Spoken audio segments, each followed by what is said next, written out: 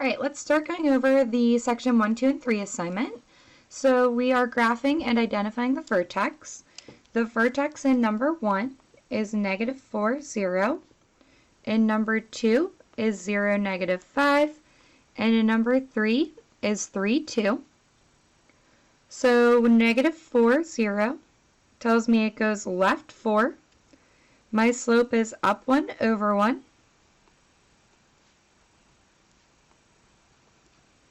And number 2, it goes down 5.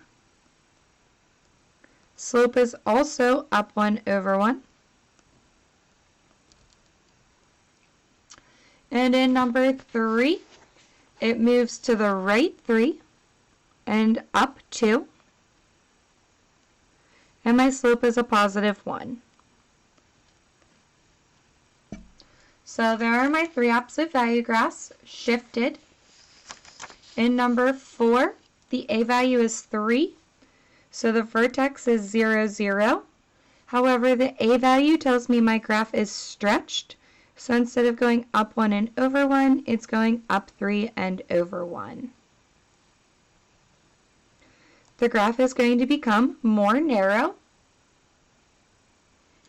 In number 5, the negative tells me it's reflected, the 1/2 tells me compressed, and the vertex is 0, 4. So it's shifted up 4 units. It's opened down, and my slope is down 1 over 2.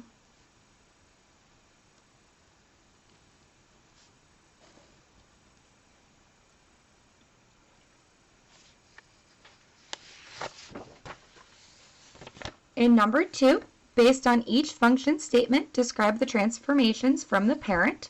The parent function is y equals the absolute value of x. So we're going to talk about how this equation is different from that. So in number 1, we have a +5.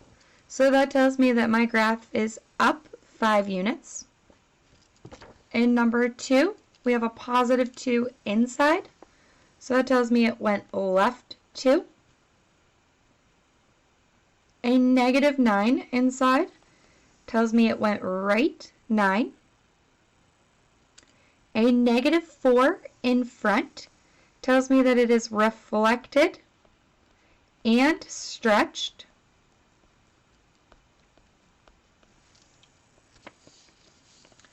And in number 5, a +3 stretches my graph by 3.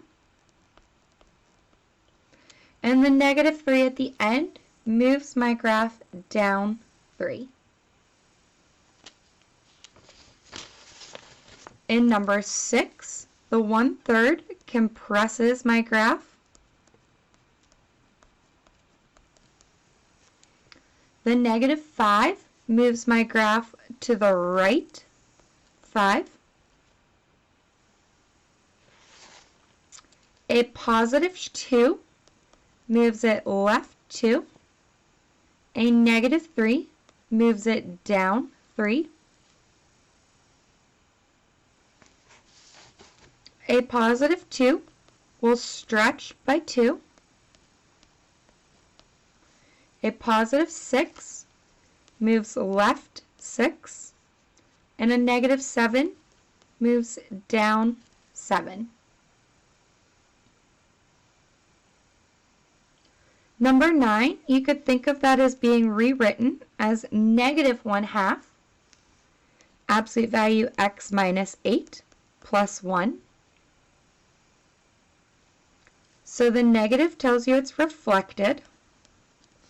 The 1/2 tells you it's compressed. The -8 tells you right 8. And the +1 will move it up 1.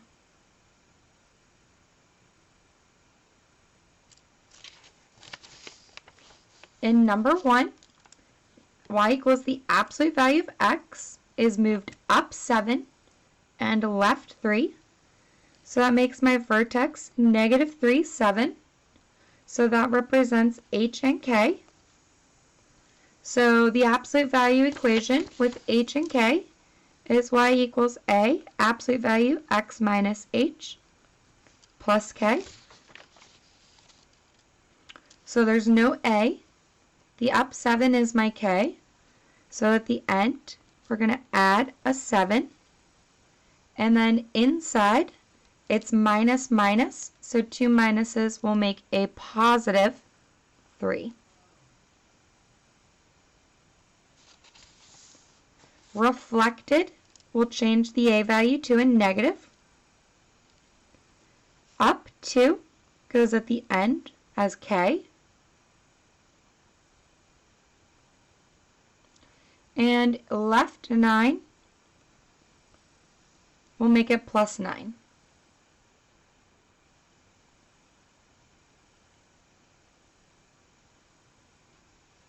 Number 3, down 4 is a minus 4 at the end. Right 1 will be a negative 1 inside because that makes my vertex 1, negative 4. Left 6 makes my vertex negative 6, 0. Reflection tells me there's a negative in front of the absolute value. The graph isn't moved up or down, so it'll be x plus 6 inside the absolute value. Number 5, right 6 makes my vertex 6, 0. Stretched by 2 affects my A value. So I get y equals 2, absolute value, x minus 6.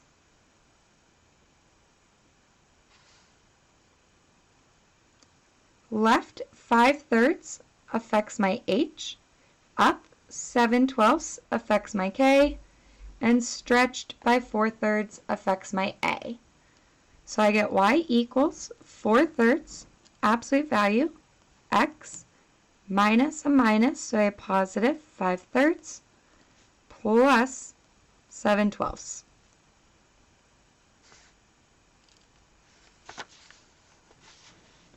Right 9 and down 2 will give me a vertex of 9, negative 2.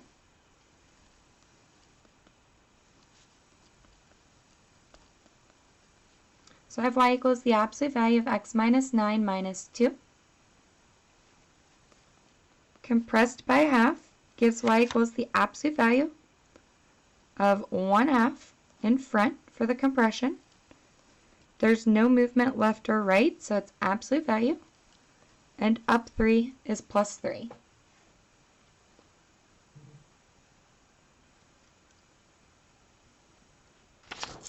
The second part was graphing absolute value inequalities. So we were extending our knowledge of graphing absolute values to now be graphing inequalities, which means we needed to shade in or out. So in number 1, you had a dashed inequality for our absolute value. It was stretched by 3, and you shaded in. In number 2, your vertex was negative 4 and a positive 2. So it went right 2, down 4. The line was solid, and you shaded below. In number 3, it's dashed and reflected, and you shaded within.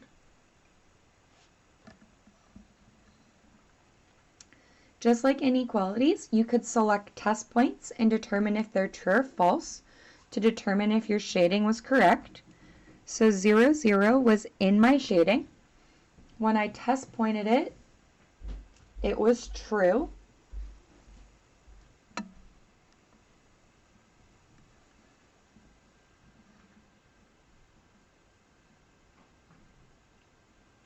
In number 4, same idea. Test pointed in the shading, it was true.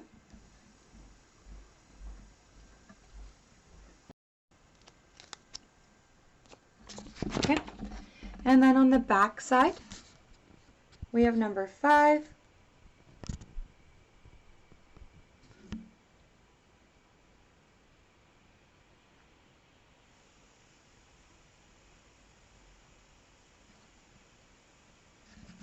Six,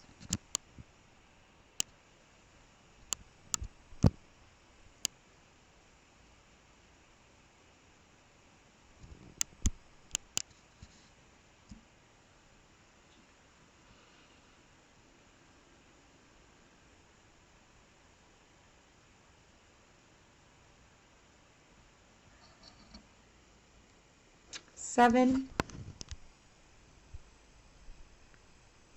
and 8. Leave those up for you to check them.